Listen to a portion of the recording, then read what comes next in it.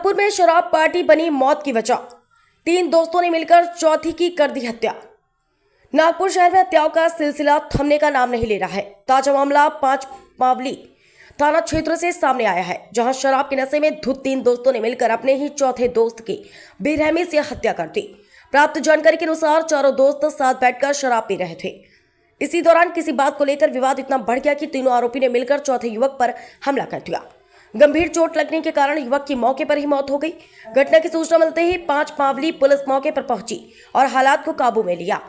Police ने तत्परता दिखाते हुए तीनों आरोपियों को तत्काल गिरफ्तार कर लिया है। मृतक के शव को पोस्टमार्टम के लिए भेज दिया गया है। पुलिस मामले की गहन जांच कर रही है और हत्या के पीछे ही की असली वजह जानने की कोशिश जारी है। लगातार हो रहे हत्याओं से नागपुर शहर की कानून व्यवस्था पर गंभीर सवाल खड़े हो रहे हैं। Crime operation bureau report Nagpur से।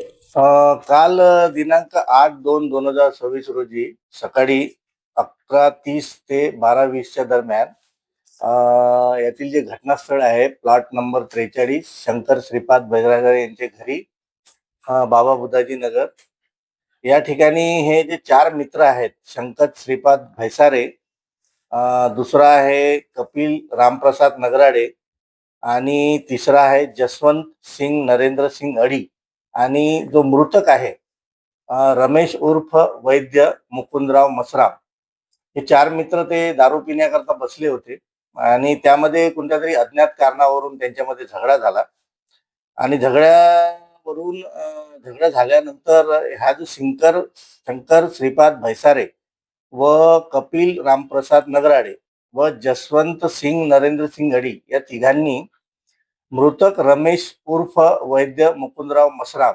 याला लाकडी दांड्याने डोक्यावर मारहाण करून त्यामध्ये त्याचा जीव गेलेला आहे, मयत झाला आहे।